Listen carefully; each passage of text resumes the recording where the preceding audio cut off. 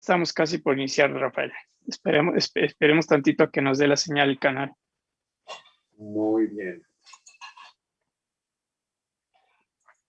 Sí, porque por el otro lado no puede entrar. Entonces, si cuando yo comparto la imagen, me desaparezco yo, pero queda algo. Queda tu foto. Queda la foto. Bueno, ok, eso no es tan grave, ¿no es cierto? Es mejor. La gente quiere verte a ti.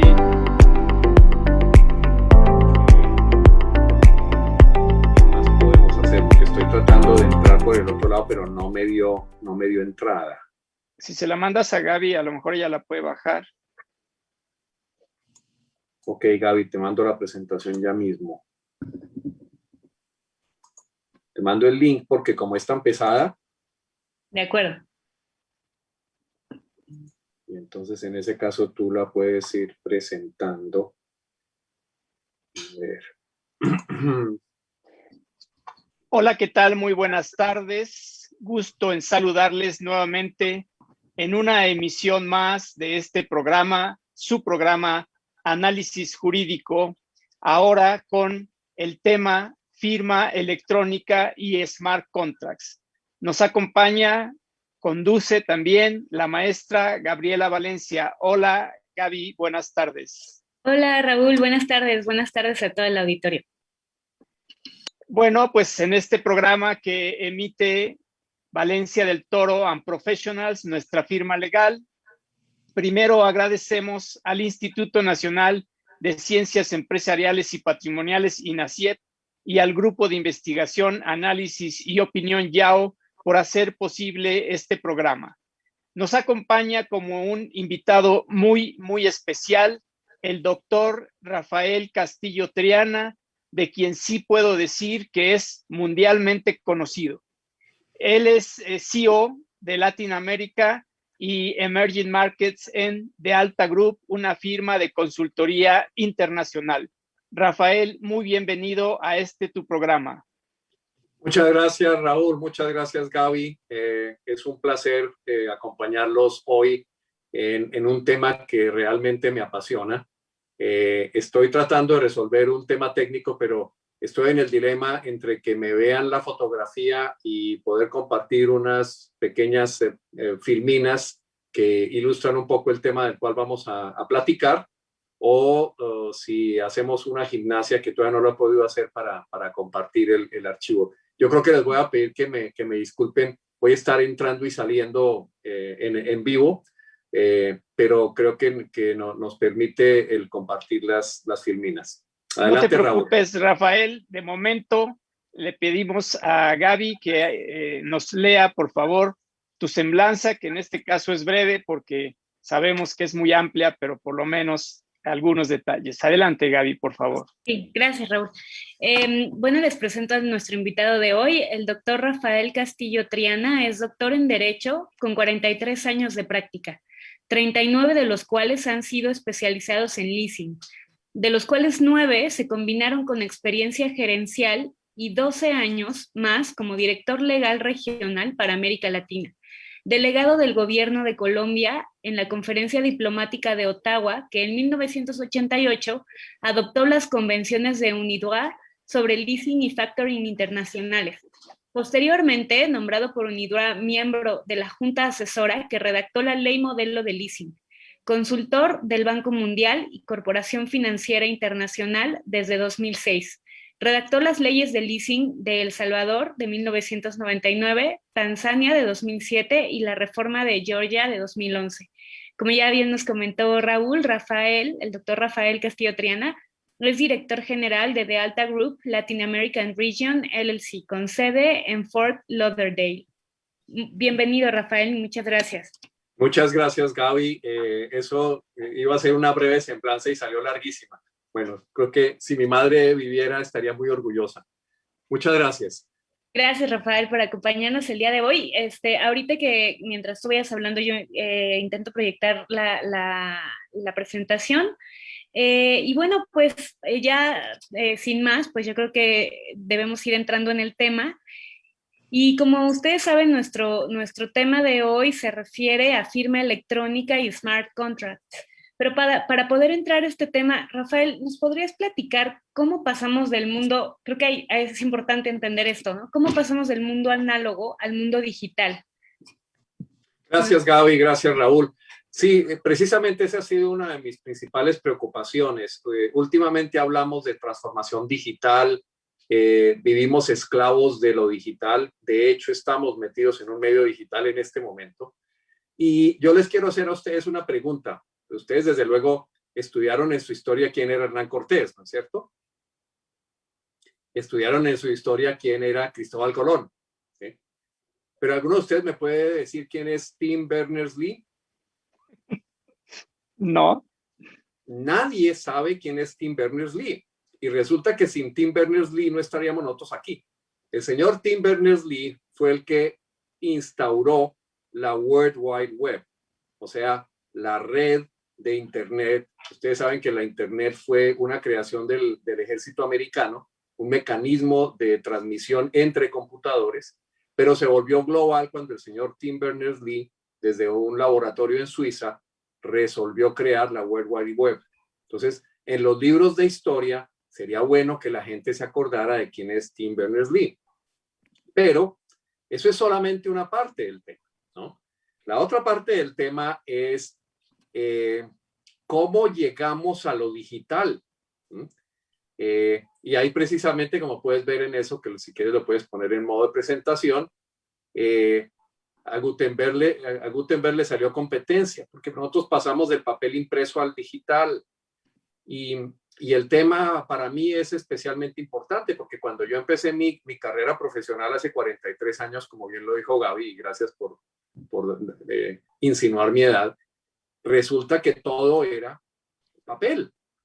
Y la forma como se ejercía en su momento la profesión de abogado, si tenía uno una práctica internacional, que yo afortunadamente la tuve desde el principio, implicaba que uno tenía que recibir cartas de los clientes y responder en cartas. Los clientes naturalmente tenían la paciencia que hoy en día no tienen los clientes, que están esperando que tú les contestes el email en el momento mismo en que te lo han enviado.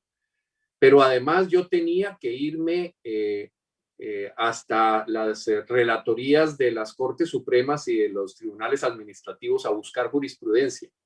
Y tenía que buscar en la biblioteca, sacar unos anales y buscar por el índice. Generalmente el relator, que era un abogado, le ayudaba a uno a decir usted sobre qué tema está buscando. No, estoy buscando sobre firmas auténticas. Ok, perfecto. Entonces, para la jurisprudencia, yo con mucho gusto lo oriento a que usted busque el volumen del año 1963, porque ahí hay una jurisprudencia sobre eso.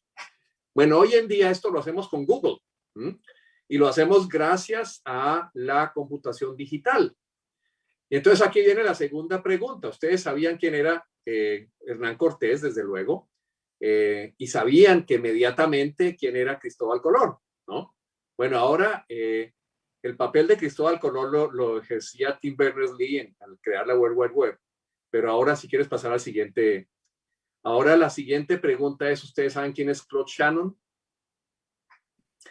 No, bueno, tampoco. Antes de hablar de Claude Shannon, vale la pena, puedes pasar a la siguiente si quieres, a la siguiente filmina. Antes de hablar de Shannon, pasa a la siguiente. Sí, el inspector Clouseau creo que todo el mundo lo conoce, ¿no? Este caballero, claro que este es el actor, ¿no? Pero el verdadero Alan Turing es un personaje de mucha importancia, y yo sí recomiendo a quienes nos están poniendo atención que vean de nuevo esta película, creo que está en Netflix, que se llama The Imitation Game, que echa la historia de Alan Turing, cuyo mérito fue el poder descifrar los mensajes en clave que mandaban los alemanes entre sí. Y a través de la máquina que llamó Bomb, logró precisamente descifrar los mensajes que en la máquina Enigma los alemanes mandaban. Y gracias a eso se considera que los aliados ganaron la guerra, porque permitió anticipar esos movimientos. Lo interesante de la máquina que armó el señor Turing es que la máquina tenía unos procesos matemáticos muy rápidos que permitían precisamente simular diferentes combinaciones de palabras y de letras que era en lo que consistía precisamente los mensajes cifrados que mandaban los nazis. ¿Quieres pasar al siguiente? Y ahí, 3 años después, aparece el señor Claude Shannon. El señor Claude Shannon es el padre de la era de la información. Ese señor es el Hernán Cortés de nuestro ejemplo, porque él es el que nos trajo al mundo digital.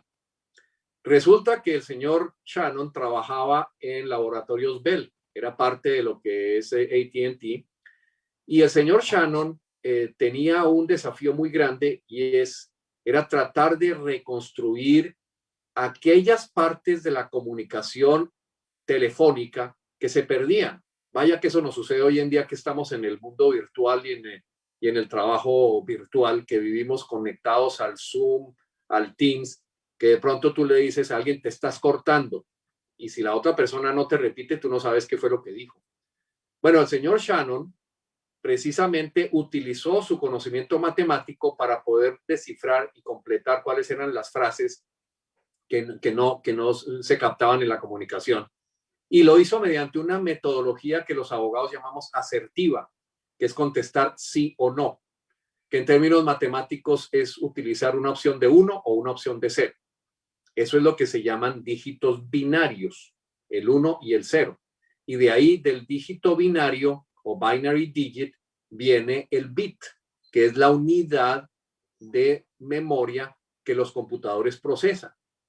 Y lo interesante que tiene es que mientras la IBM tenía unos computadores hechos por el señor Tom Watson años antes, utilizando cálculos en la forma como nosotros nos enseñaron usando el ábaco, con unidades, decenas y centenas, el sistema de Shannon, el sistema binario, en cambio, utilizaba logaritmos en base 2, y de acuerdo con eso, ustedes pueden ver cómo se expresa, por ejemplo, el número 157 en decenas, 100, en centenas 100, en decenas 50 y en unidades 7, 157.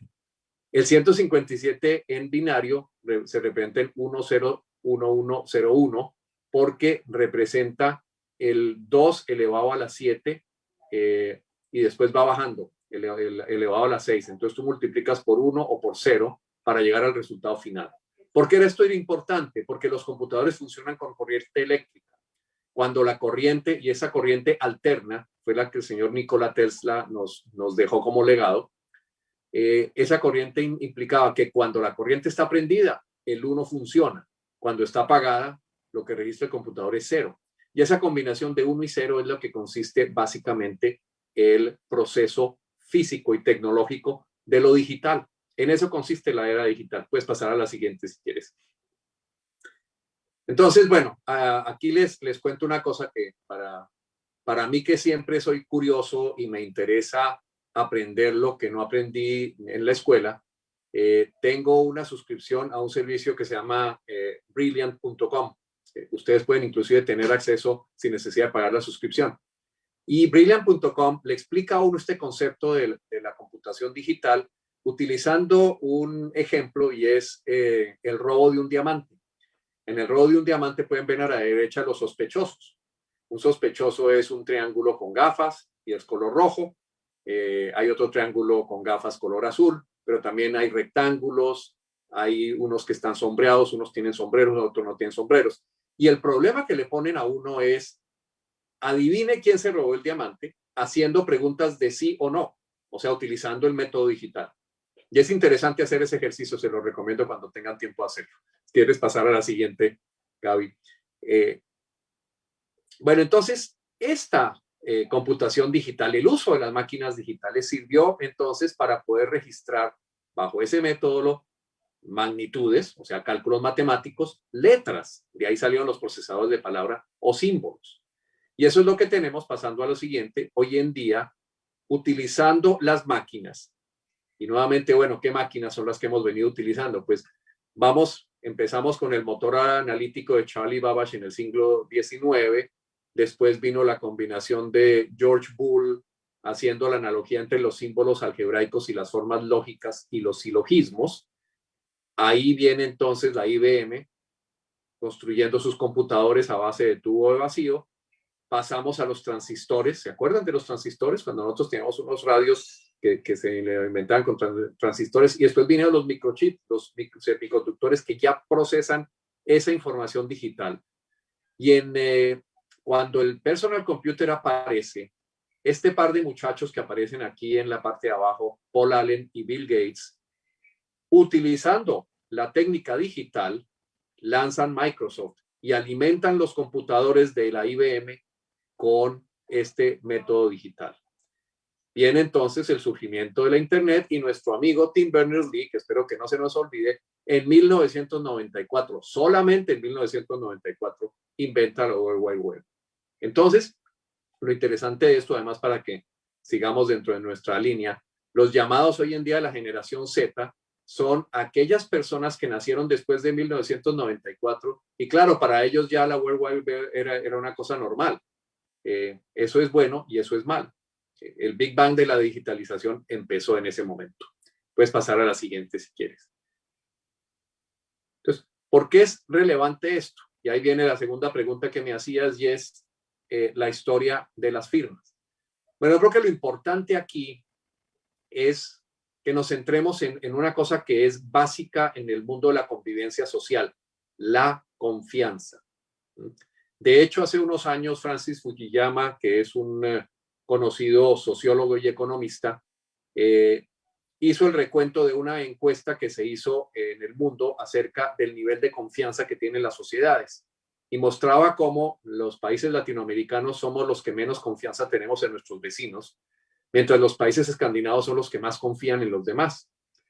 Y eso lleva precisamente al tema de por qué la firma se vuelve portadora de confianza. Si vamos a repasar la historia, en el año 3000 antes de Cristo, según unas excavaciones arqueológicas que se encontraron en Libia, en lo que hoy en día es Libia, se encontró lo que se llamaba el Gar Ama, la primera firma en piedra. Pero la primera firma que se plasmó en papel y que se conoce es la del Cid Campeador, que fue en el año 1096. Y ustedes pueden ver, la firma dice Ego Ruderico, ¿no? Yo, Ruderico o Rodrigo, que será el nombre del Cid Campeador. Hasta ahí, pues entonces reconocemos el valor de la firma como un mecanismo de comunicación y de identificación de las partes. Pero solamente hasta 1677 el Estatuto de Fraudes en Inglaterra obliga a que para que los contratos celebrados entre las partes adquieran validez, estando en un documento escrito, deben tener la firma autógrafa. Ahí es donde viene entonces la asimilación de la firma con la confianza, como portadores de confianza. Y ahora se nos ha ido la mano en eso, ¿no? Porque hoy en día, si tú te pones a mirar el gran absurdo que hay, que si tú tienes un papel que se llama un título de crédito, un pagaré, la firma se presume auténtica. Pero si tú tienes otro papel que se llama contrato de arrendamiento puro, la firma no se presume auténtica. ¿Cuál es la diferencia? Es la misma firma. Simplemente creamos el símbolo, creamos la ficción legal de que una porta la confianza, la otra no. Y yo creo que esa es una de las primeras, bases de lo que es necesario para entender las firmas electrónicas y las firmas digitales. Gaby, si quieres pasar. Bueno, entonces, ¿qué viene ahora? La tecnología evoluciona. Ustedes recuerdan que en los años 80 aparece la máquina de fax. Y en la máquina de fax entonces se transmiten documentos ya firmados. La pregunta es, bueno, un momentico, ¿y ese documento, si es auténtico, puedo presumir auténtica la firma que pasó a través del fax? Eso ya empezó a generar una cantidad de debates. Simultáneamente empiezan a emerger otras tecnologías que son las que hoy en día utilizamos para sacar dinero de los cajeros automáticos de los bancos, y es la combinación del chip y el PIN. Entonces hay un chip que solamente funciona cuando nosotros le damos un número de identificación personal, nuestro número de identificación personal. Y eso, en cierta forma, sirve también para generar o asignar la confianza. El banco confía que eres tú quien está sacando el dinero de tu cuenta porque tú cumpliste con el requisito de presentar el chip con tu número de identificación personal. Y en los años 90 y 2000 ya empieza entonces a gestarse el fenómeno de la legislación para darle valor legal a las firmas electrónicas y digitales. Y en el año 2000 en Estados Unidos se promulga la e-Sign Act, pero antes varios países latinoamericanos, utilizando la ley modelo de la UNCITRAL, ya habían implementado las primeras leyes de firmas electrónicas y digitales. Hasta aquí entonces le termino esa parte histórica. Muy bien, don Rafael, muchas gracias por tu conocimiento. ¿Cuál sería, en tu concepto, la diferencia entre la firma digital y la firma electrónica? Bueno, este punto es importante y es el siguiente, porque creo que ahí tenemos nuevamente el mismo tema de portar la confianza, ¿no? La firma digital es un engendro muy complicado, y como ustedes lo pueden ver, esencialmente la firma digital es algo que definitivamente da fe absoluta de que quien la implantó era la persona y quería obligarse en la forma establecida. ¿Cómo funciona? Es decir, es a través de una cantidad de mecanismos informáticos, si se quiere, que yo los pongo en paralelo a la forma como nosotros y nuestros abuelos manejaban las cajillas de seguridad de los bancos. Yo no sé, los que todavía recordamos ese tema, pues uno tenía las joyas de la abuelita y para que no se las robaran de la casa, se las llevaba al banco, que el banco suponía que estaba mejor vigilado, y en las bóvedas de los bancos están las cajillas de seguridad. Para abrir una cajilla de seguridad se necesitan dos llaves, una llave que lleva el cliente y otra llave que tiene el banco. Entonces, el mismo proceso sucede en el mundo de la computación, en el mundo digital, con la firma digital. Cuando se produce el mensaje de datos, quien lo produce genera una clave, una criptografía. Más adelante vamos a ver un poco qué es lo que es la criptografía. La criptografía es algo tan antiguo como la humanidad. De hecho, los niños son los mejores criptógrafos cuando ellos hablan en idiomas simulados, como cuando le ponen la che antes de la sílaba. Cherra, cheul, chega, chevi, ¿no? Estoy diciendo Raúl y Gaby. Bueno, aquí es el mismo proceso. Viene la criptografía y solamente se puede determinar el mensaje y su autor en la medida en que se combinen las claves públicas y la clave privada. La clave pública es la que, digamos, circula y cualquiera la puede pescar. La clave privada es la que mantiene la entidad que certifica o verifica la autenticidad de la firma digital. En cambio, la firma electrónica es un concepto mucho más amplio, porque es el equivalente electrónico a la firma manuscrita. De hecho, cuando ustedes firman en un iPad o en algún otro tipo de mecanismo electrónico, están haciendo una firma electrónica, no una firma digital, ¿no? Y la firma electrónica puede ser una firma biométrica, cuando ustedes le ponen la huella, por ejemplo, y con eso se abre la cuenta bancaria que ustedes utilizan y que pueden manejar en su teléfono celular, o se utilizan lápices electrónicos especiales, o se marca una casilla de una computadora o una máquina con el dedo del usuario en una pantalla táctil. En fin, son muchas las formas que se pueden dar para la firma digital.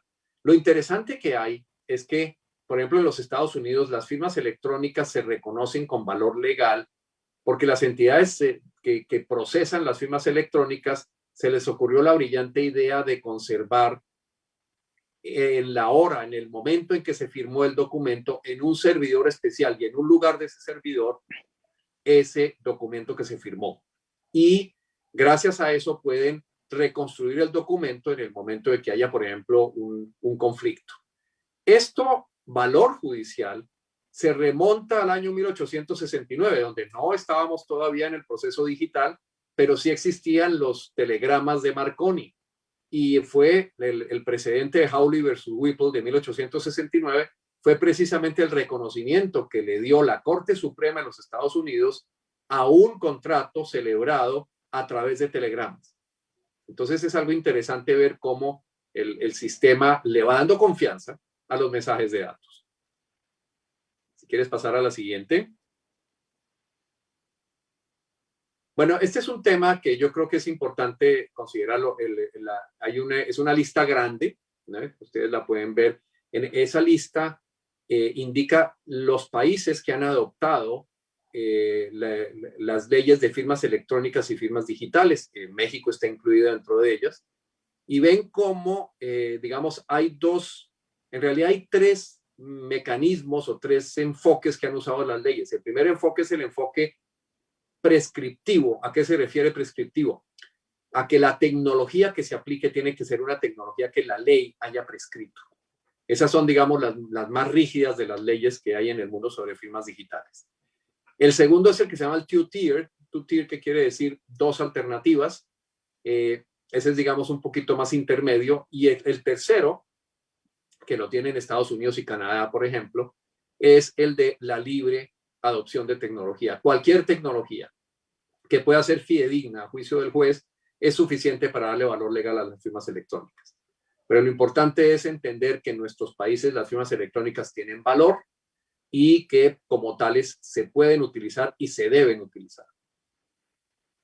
Bueno, y aquí hago una pausa entonces. Nada más una pregunta ahí rapidísimo. En donde mencionas two-tiered, es esta característica que nos comentabas que técnicamente se establece como el cifrado asimétrico en donde hay una clave pública o una privada, ¿o se refiere a otra cuestión?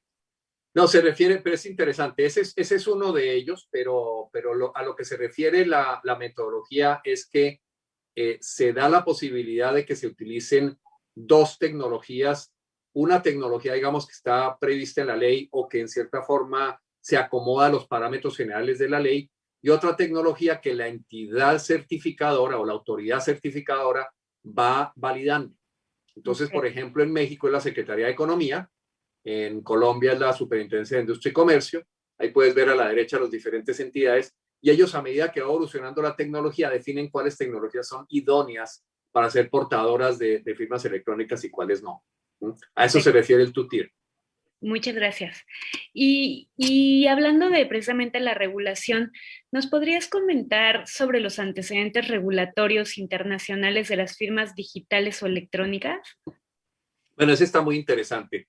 Ocurre que la Comisión de Naciones Unidas para la Unificación del Derecho Comercial Internacional, que se conoce con su denominación de UNCITRAL, en el año 1996 empezó a abordar el tema del comercio electrónico. Todavía no había abordado el tema de las firmas digitales, pero sí el tema del intercambio de bienes y servicios que se daba mediante la manifestación del consentimiento utilizando mecanismos digitales. Esa ley modelo de 1996 sirvió de base para que muchos países empezaran a reglamentar el comercio electrónico y establecieran la semilla para lo que es la firma electrónica.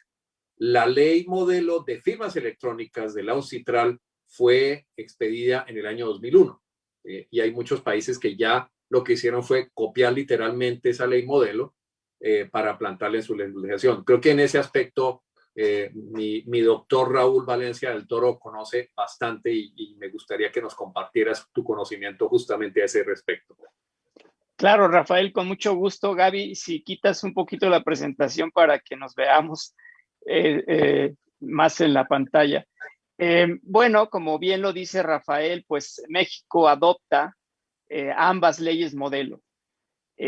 Primero con las reformas realizadas al Código de Comercio en mayo del año 2000 y también al Código Civil Federal y a la Ley Federal para la Protección de Ley Federal del Consumidor y el Código Federal de Procedimientos Civiles. Y básicamente, pues se toma de esa ley modelo la posibilidad de que exista firma electrónica, firma incluso óptica o de cualquier otra tecnología. Y lo que hace nuestra legislación es que de alguna manera la firma digital es una subespecie de la firma electrónica.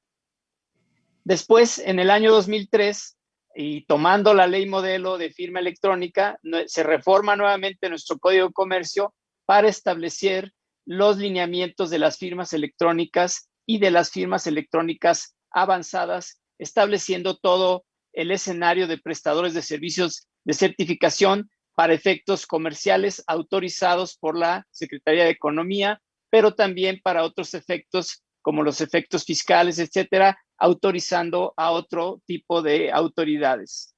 Actualmente nuestra Constitución establece en el artículo 6 el derecho de acceso a tecnologías de información y comunicación, entre ello el Internet. Y el artículo 73, fracción décima, permite que nuestro Congreso legisle en materia de comercio, y la fracción 17 respecto de tecnologías de la información y comunicación. La ley de firma electrónica avanzada en México se emite hasta el año de 2012. Ahora, es curioso las definiciones que establecen tanto el Código de Comercio como la Ley Federal de Firma Electrónica Avanzada, porque prácticamente se parecen muchísimo.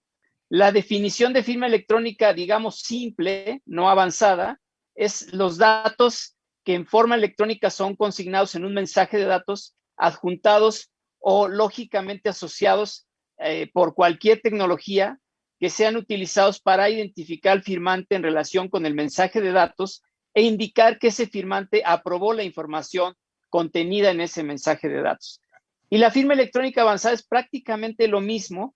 Lo único es que establece dos diferencias: que cuando se creó la firma electrónica avanzada estuvo bajo el control, la información estuvo bajo el control del firmante, y que no se permita que haya modificaciones ulteriores o estas puedan ser detectadas. Para efectos más prácticos, yo diría que si nos basamos en que la firma electrónica avanzada es justamente la que emite un prestador de servicios de certificación, en donde emite el certificado digital y crea esa firma electrónica avanzada, pues es mucho más fácil la prueba, incluso en tribunales de este tipo de firmas. Adelante, Gaby, con la e-firma del SAT, por favor. Sí, gracias. Continuando pues con lo que nos comenta Raúl, es importante tomar en consideración que una de las materias en las que se implementó precisamente la firma electrónica avanzada fue en la materia fiscal.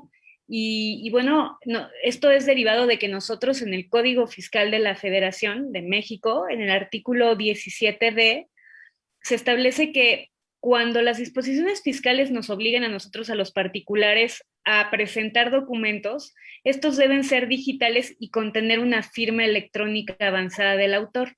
Entonces, precisamente aquí es donde entramos a la e-firma emitida por el SAT y que cuenta precisamente con este cifrado asimétrico, es decir, que conlleva una clave pública y una privada que me permite vincular o identificar a la firma con el emisor de la misma y con el documento digital, ¿no? Entonces, para efectos fiscales nosotros tenemos la obligación de usar esta firma electrónica avanzada, precisamente, o firma digital, como nos comentaba Rafael, para presentar cualquier documento frente al SAT, ¿no? Ya sea en materia de nuestras declaraciones anuales de impuestos sobre la renta, de IVA, etcétera.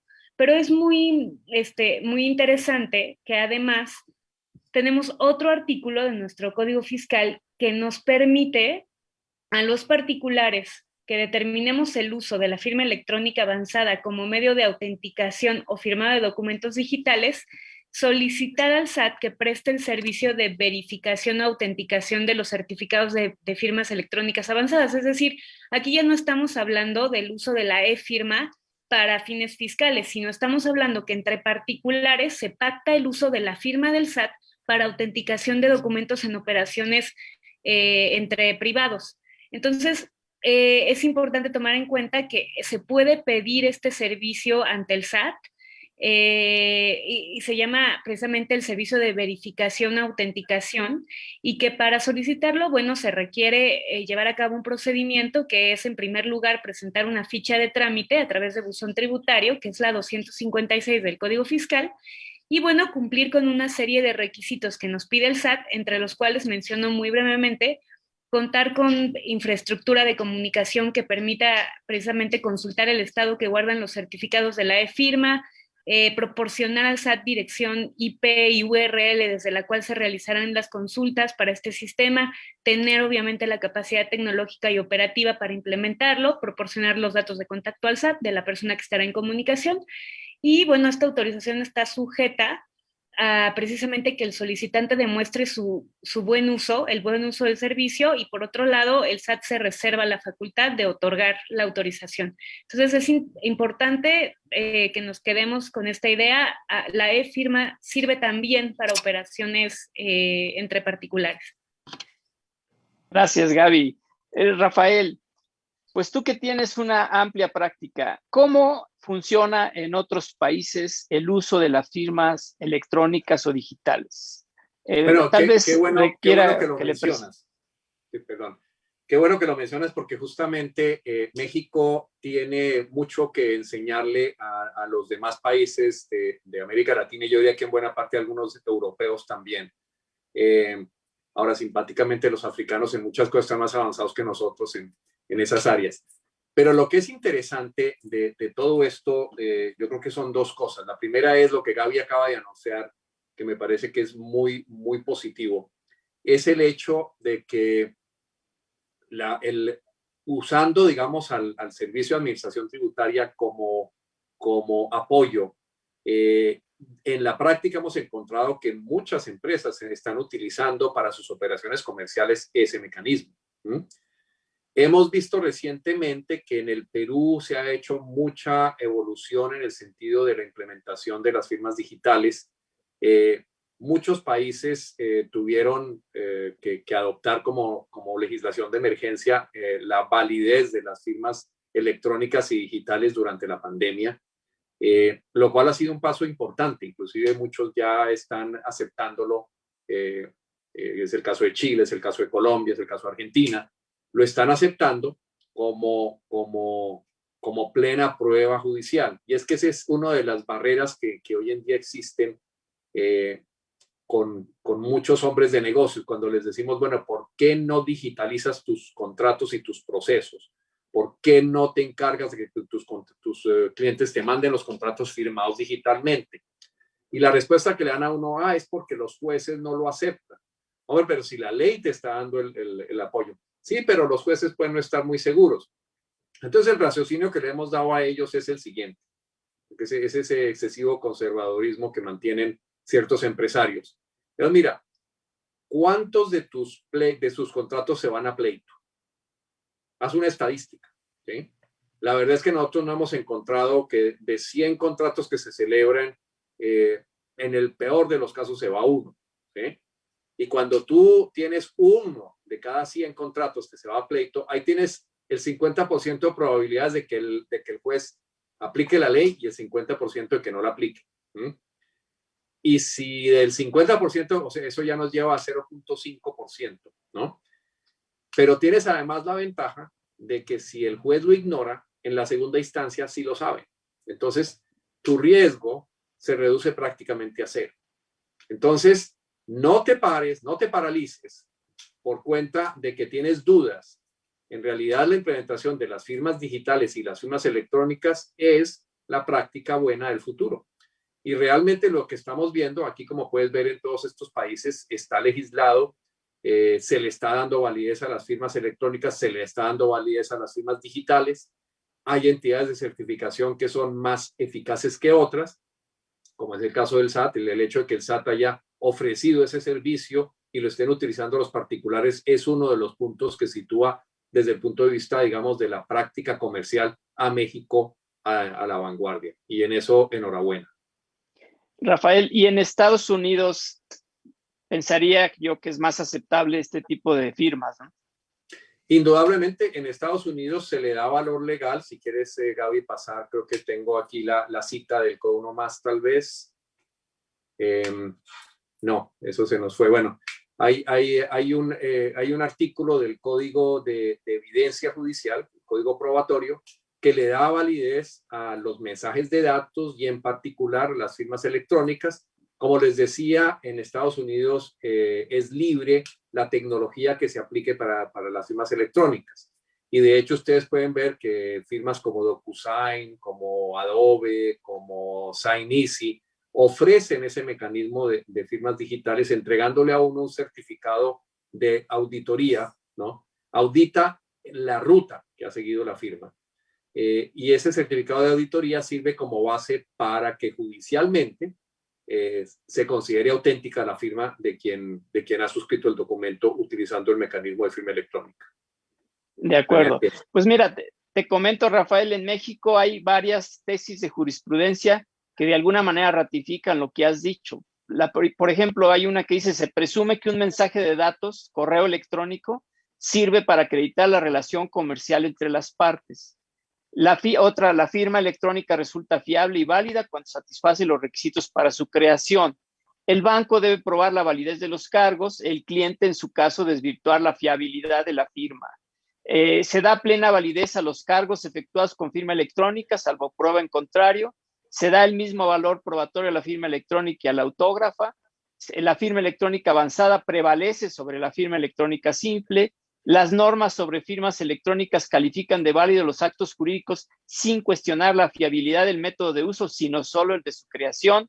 El NIP tiene el carácter de firma electrónica. Documento electrónico con cadena original, sello o firma digital tiene eficacia probatoria plena.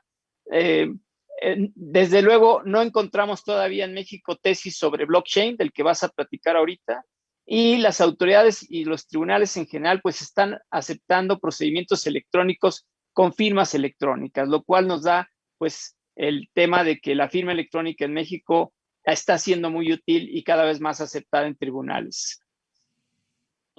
Qué bueno. Bueno, pues adelante, Gaby.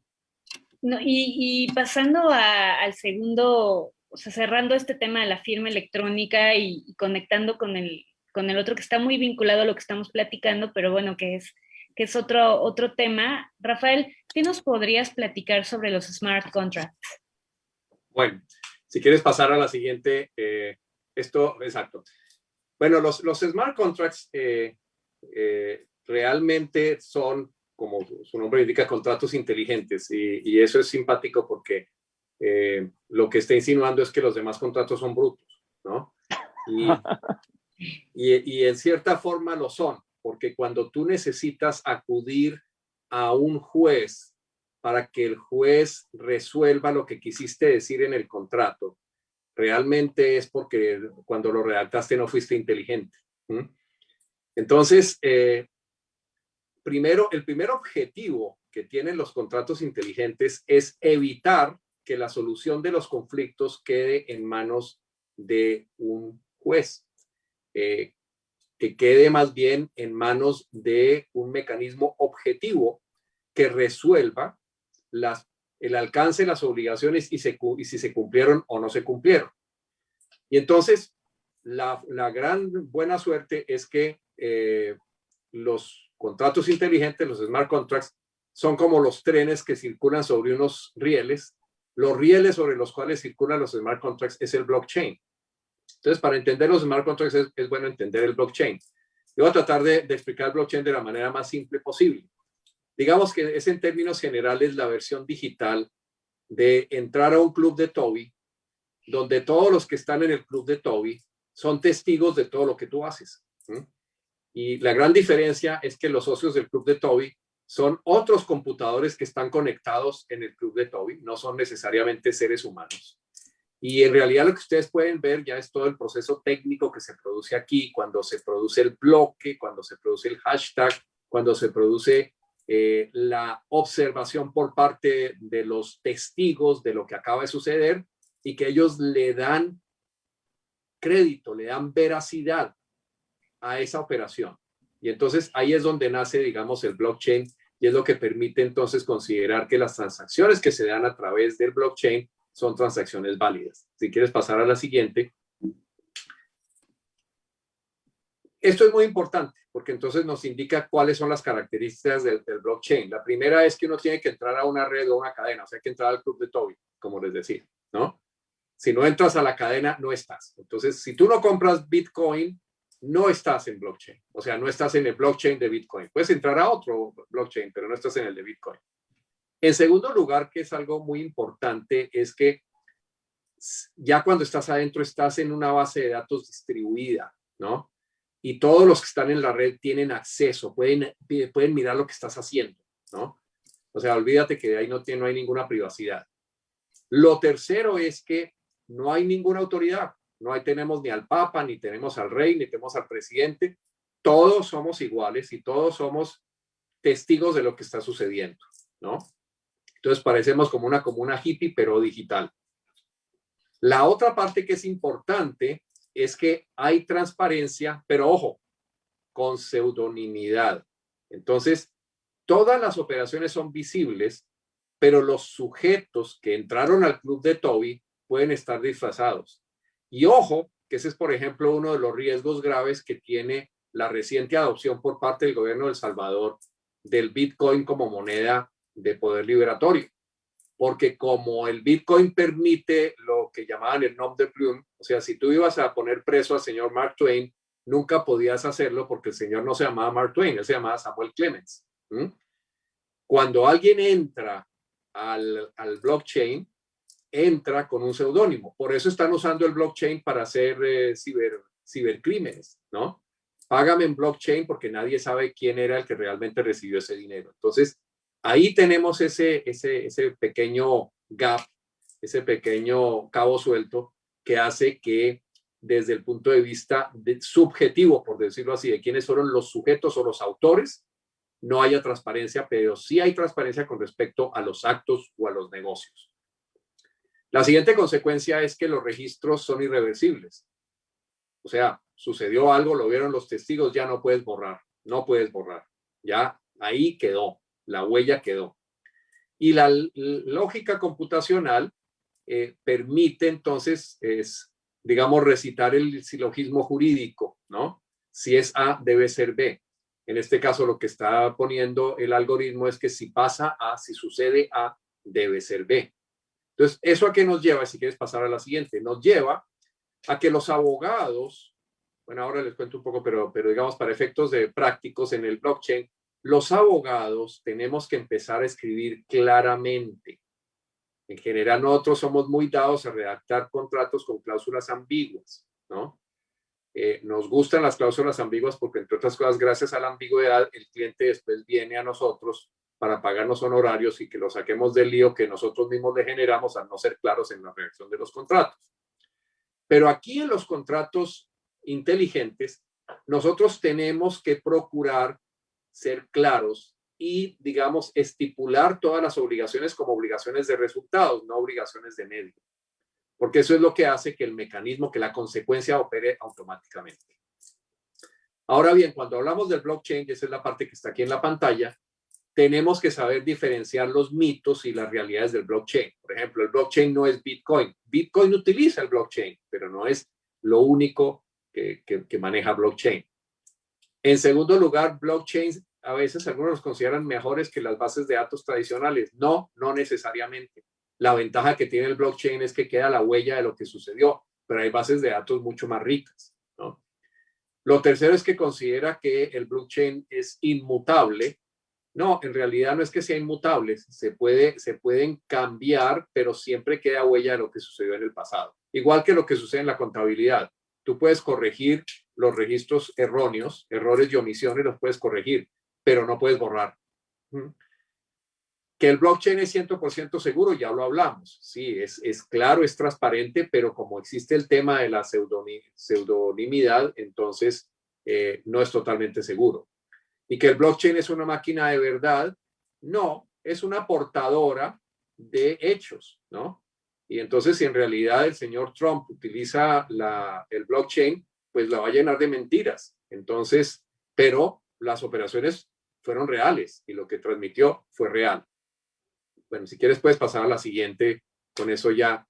Esta es la regla de evidencia, la regla de 902 a la que nos referíamos antes. El blockchain entonces tiene la posibilidad de que se consideren que sus actividades, las que suceden en ellas, sean aceptables desde el punto de vista judicial. Eso lo prevé la ley, el estatuto, pero todavía no ha habido lo que llaman case law, no ha habido casos que hayan puesto esto a prueba. Perfecto, Rafael, muchas gracias. ¿Y podrías hablarnos un poco del significado de los non-fungible tokens? Sí, si quieres más adelante. El non-fungible token es ahora un fenómeno muy interesante. En recientes semanas se dio el caso de obras de arte representadas en medios magnéticos en formatos JPG, que es lo que nosotros, el formato que generalmente tenemos en las fotografías. Y se remataron esas obras de arte por varios millones de dólares en Christie's, en Sotheby's. ¿En qué consiste? Si quieres una más adelante nos explica porque ahí está precisamente. Esa es una de las aplicaciones del blockchain, porque hay otras aplicaciones importantes a tener en cuenta que tiene el blockchain. En esencia, el non-fungible token es una unidad de datos que se almacena en blockchain y que es certificable como única. Entonces, el ejemplo que estaba poniendo de esos archivos de imagen o, por ejemplo, de un archivo de voz, donde un cantante puede registrar como non-fungible token su canción. Y de hecho, ¿cómo se llama esta niña rubia? Taylor Swift tiene ya su música en non-fungible token. ¿Qué significa eso? ¿Quieres comprar esa música? Pues entonces tienes que comprar el non-fungible token. Ya no puedes bajarla de internet libre. Tienes que entrar al blockchain y comprar esa música. Los artistas entonces tienen protegidas sus obras utilizando el non-fungible token. Y el non-fungible token entonces se vuelve como un portador adicional de valor de productos de la cultura humana, ¿no? Ahora, si miras arriba, interesante las aplicaciones del blockchain. Se utiliza para los registros estáticos, registros públicos. Se utiliza para la verificación de identidades. Se utiliza en lo que estamos hablando, en smart contracts. Se utiliza también en registros dinámicos, como por ejemplo pueden ser la inversión fraccional que se hace en aeronaves, en aviones privados. Se utiliza para pagar infraestructura, ¿no? Para pagar los peajes, para pagar seguros, para pagar reclamaciones de seguros. Se utiliza también para diferentes aplicaciones, pero la que está en este momento más interesante y más de moda son los non-fungible tokens. Claro, que de hecho, súper interesante que nos hablabas de Tim Berners-Lee y hace poco salió una noticia en donde decía que el código original de la web se va a vender como un non-fungible token. Mira qué interesante. Berners lo va a subastar como su autógrafo digital. Entonces, es muy interesante ver todo lo que está sucediendo alrededor de este tema, ¿no? Y quizá como comentario aparte sobre las cuestiones más de índole fiscal, alejándonos, no alejándonos, pero vinculado a la materia comercial de todo lo que estamos platicando, pues también los contribuyentes tienen que tener en cuenta que estar llevando a cabo todas estas operaciones, ¿cuál es la cara de ellas en la parte fiscal, no? Y bueno, a raíz de todo este fenómeno de la digitalización de la economía, que obviamente es un tema mucho más amplio de lo que estamos hablando, que se refiere principalmente a que todos los negocios tienen su faceta tecnológica y actualmente estamos viendo precisamente muchas aplicaciones nuevas, muchas actividades nuevas, muchos tipos de empresas nuevos nuestras reglas fiscales actuales no necesariamente son claras al respecto o no necesariamente alcanzan para grabar toda esa gama de operaciones y empresas nuevas que están surgiendo. Por ejemplo, vale la pena comentar dos cuestiones. Una a nivel internacional, el proyecto BEPS de la OCDE, precisamente que va enfocado con la acción 1 en particular, que se refiere precisamente a la economía digital, hacer un consenso pues prácticamente mundial de cómo se va a grabar a estas empresas, ¿no? Y es lo que actualmente hemos visto en las noticias, seguramente vieron en las noticias un consenso del G7 precisamente en cuanto a alcanzar un impuesto mínimo global, ¿no? Para un impuesto, sí, mínimo corporativo global, que se pacta y se platica que va a ser alrededor de 15% precisamente para las empresas, ¿no? Y que es algo que todos los países van a tener que adoptar.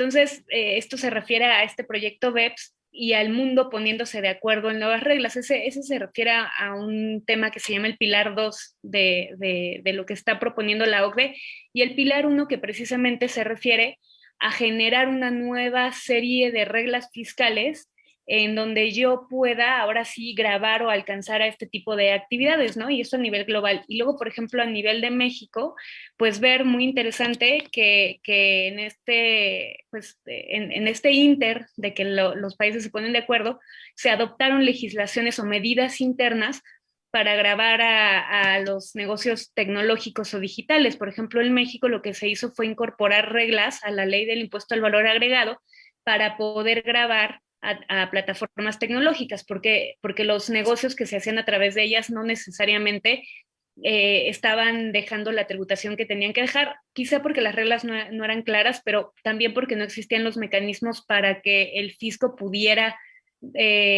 grabar y revisar que efectivamente esas operaciones estuvieran tributando, ¿no? Entonces, creo que desde la perspectiva fiscal también es importante tener en cuenta las reglas. Gracias, Gaby. Muy interesante. Rafael, ¿son una realidad los contratos inteligentes en la práctica o son pura teoría? Yo te diría que es un bebé que están haciendo, ¿sí? La verdad es que, por ejemplo, la plataforma de Ethereum se puede considerar como la primera manifestación de smart contracts, pero en realidad, y en Bielorrusia ha habido algunos ensayos o algunas manifestaciones de smart contracts, pero en realidad todavía tenemos nosotros que trabajar en eso. ¿Qué tenemos que hacer? Tenemos que empezar a vencer los prejuicios culturales, que son muchos, de nuestra propia cultura jurídica, y la resistencia al cambio, que es grande. Y una de ellas, indudable, es que tenemos también que educarnos como abogados para ser mucho más concretos y, como decía antes, ser capaces de no redactar cláusulas, sino algoritmos, ¿no? En el momento, y la otra cosa, naturalmente, cuando ya tú empiezas a volver superflua la autoridad judicial, pues a más de uno le empieza a rechinar los oídos, pues ¿cómo es posible que uno de los órganos del poder público vaya a desaparecer? No es que vaya a desaparecer, pero le vamos a simplificar la vida en la medida en que nosotros seamos capaces de resolver nuestras transacciones de una manera inteligente, donde ellos mismos se resuelvan. La cantidad de dinero que se ahorra, la cantidad de tiempo que se gana y el desarrollo económico que se logra a través de ese mecanismo es inmenso. Pero tenemos todavía el libro casi en blanco, o sea, ese libro lleva si acaso 2 renglones.